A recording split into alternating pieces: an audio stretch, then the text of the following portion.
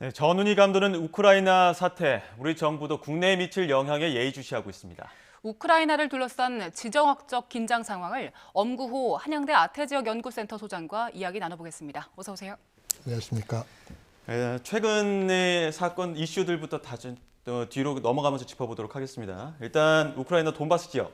이 지역에 있는 일부 2개 지역을 러시아가 공화국 독립을 승인하면서 지금 이 승인한 것 자체가 우크라이나 침공을 위한 사전 단계 아니냐, 이런 해석이 나오면서 더 전운이 감도는 것 같아요.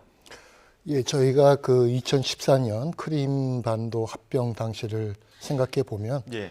분리주의 공화국이 먼저 독립 승인을 요청하고 러시아가 이를 승인하고 이후에 합병을 하는 이제 그런 단계를 거쳤는데, 이번에도 좀 그런 단계로 보이고, 이런 단계에 돌입하면 우크라이나 군의 당연한 반격이 있을 것이기 때문에 아마 러시아가 그걸 이제 핑계로 이제 군사적 개입을 하지 않을까, 그렇게 전망하고 있는 것 같습니다. 네, 이 도네츠크 그리고 루안스크 공화국이 러시아에서는 승인을 받았는데 국제사회로부터는 승인을 아직 받지 못한 거죠? 예, 그렇습니다. 예. 그렇다면 지금 이 군사 개입을 하게 된다면 이 돈바스 지역은 계속 논란이 되고 있지 않았습니까? 네. 뭐 우크라이나 사태를 봤을 때는 화약고다 이렇게 표현을 하던데 이 지역에 대한 의미부터 좀 짚어볼까요? 예, 그 돈바스 지역은 이제 과거에 이 지역이 이제 도네츠크 분지라는 지역인데요. 예. 그 도네츠크 바센이라고 해서 그 줄여서 돈바스라고 하고, 대략적으로 이제 도네츠크 공화국하고 루간스크 공화국이 이제 그 지역에 위치하고 있습니다. 이 지역은 이제 2차 대전 때 나치가 점령했던 지역에서 경제적 피해가 컸고요. 그걸 이제 부활시키기 위해서 2차 대전 이후에 대규모 러시아 노동자들이 이주했습니다. 그래서 이 지역에 굉장히 러시아 민족이 많이 살게 된 거고요.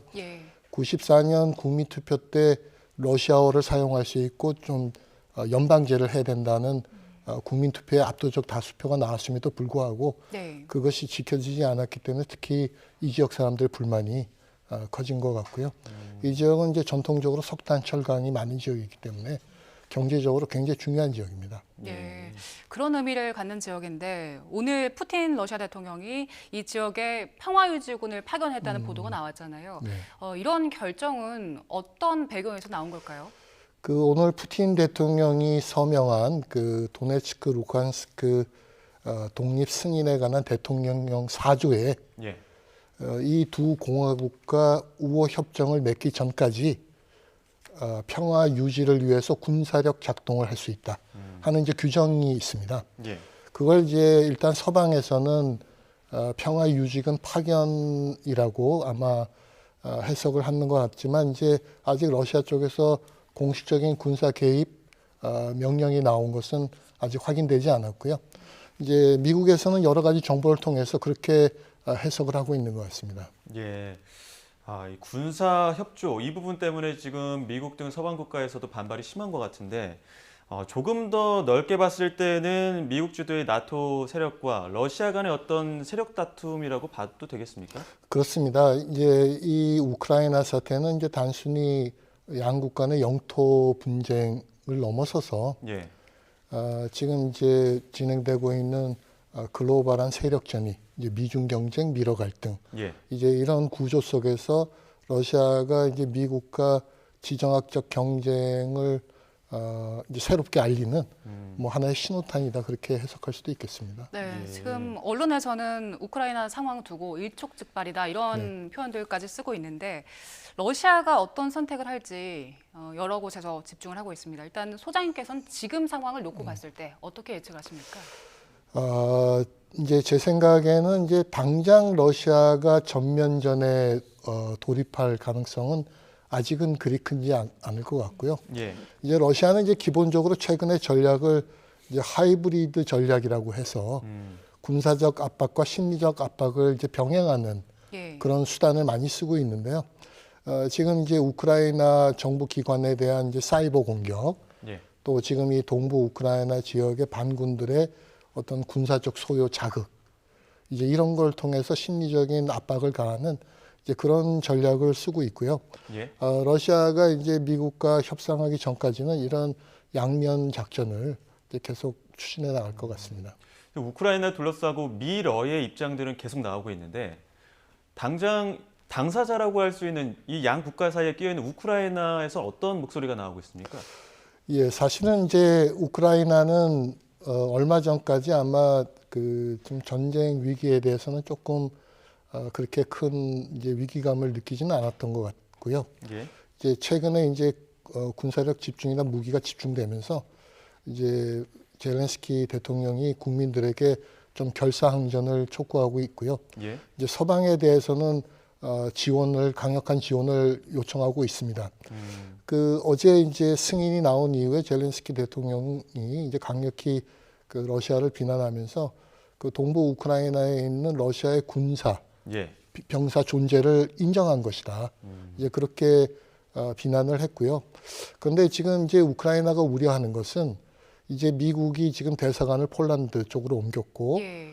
또 3천 명의 추가 파병은 했지만 직접적 참전 가능성은 또 부인하고 있기 때문에 좀 미국의 좀 강력한 지원이 아쉽다는 좀 그런 반응이 많고요. 예. 한반도 입장에서 보더라도 이런 좀 강대국 사이에 낀 그 국가의 좀 비애를 좀 느끼게 하는 것 같습니다. 예. 일단 러시아가 이런 결정을 내리고 나서 미국이라든지 EU 같은 서방에서는 제재 조치를 계속해서 이야기하고 있거든요. 네. 이런 제재 조치로 군사적인 측면으로 넘어가기 전에 외교적인 해법도 가능하겠습니까? 예, 이제 지금 프랑스 마크롱 대통령이나 이제 예. 독일 숄츠 총리가 지금 외교적 중재를 위해서 굉장히 노력하고 있고요. 또 미러 간에도 지금 24일 날 지금 외무부 장관 지금 회의가 예정돼 있죠. 그래서 외교적 이제 중재도 타결도 물론 가능하긴 합니다. 다만 높은 수준의 외교적 타결이라기보다는 예. 이 사태를 좀 임시 봉합하는 이제 그런 수준의 타결일 가능성이 많고요. 저희가 예상하기에는 지금 이제 그 동부 우크라이나 휴전 협정, 저희가 미न्스크 2 협정이라고 하는데 그 미न्스크 2 협정의 그 우크라이나의 이행 준수를 미국이 책임지는 뭐 그런 좀 미न्스크 2 협정 이행 강화 이런 방안을 아마 이제 프랑스도 제시하고 있고 예. 이제 중국도 최근에 제시를 했고 아마 이제 그런 선에서 임시적 봉합이 일어날 가능성도 있습니다. 예. 지금 이 시점에서 우리에게 가장 중요한 건 과연 우크라이나 사태가 우리나라에는 어떤 영향을 미칠 것인가 이 부분인데 네.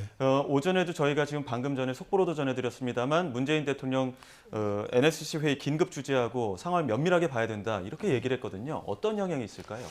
예, 우선 이제 오늘 NSC 회의에서도 아마 깊숙이 다루어진 것 같은데요. 우선 지금 이제 에너지 가격이 상당히 지금 상승하고 있죠. 예. 특히 이제 우리 가스 부문에서는 지금 미국이 미국산 셰일가스 한국 수입을 좀 유럽으로 돌려달라 하는 요청도 있는데요. 지금 이제 우리가 가스 수입 비중을 보면 카타르가 23%고 미국이 14%나 되거든요. 예. 이 두 나라의 지금 가스가 지금 유럽으로 많이 이제 좀 넘어갈 가능성이 있기 때문에 예. 지금 당장 좀 가스 부문에 이제 좀 가격 압박이 좀 심할 것 같고요. 이제 두 번째는 지금 이제 제일 걱정하는 것 중에 하나는 지금 이제 미국이 러시아를 달러 결제 시스템 저희가 스위프트라고 하죠. 예.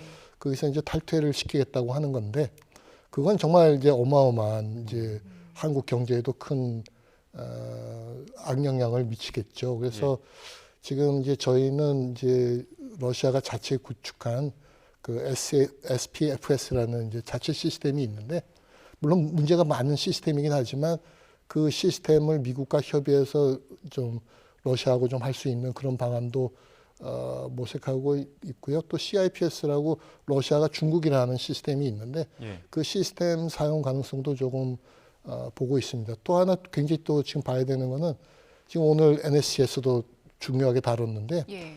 지금 비철 금속 부문 특히 반도체에 들어가는 니켈이나 팔라디움 가격이 굉장히 오르고 있습니다. 네. 지난 2주에만 해도 지금 거의 30% 가까이 올랐는데요. 저희가 그 공급망 안정을 위해서 선제적으로 대처를 해야 되겠고 아마 정부도 노력을 하고 있는 것 같습니다. 이제 외교적인 측면이 이제 제일 걱정인데요. 역시 이제 일종의 신냉전 구조가 네, 예. 강화가 되면 이제 우리 그 북핵 문제 해결이나 한국의 어떤 외교적 입지가 상당히 이제 축소될 수 있고 대러 외교 관계도 상당히 악화될 가능성이 있습니다. 예, 여기까지 듣도록 하겠습니다. 문재인 대통령도 또 기문한 대응을 주문했기 때문에 우리 정부 어떻게 대응할지도 지켜봐야 될 것 같습니다. 예. 지금까지 엄구호 한양대 아태지역 연구센터 소장과 이야기 나눴습니다. 오늘 말씀 고맙습니다. 고맙습니다.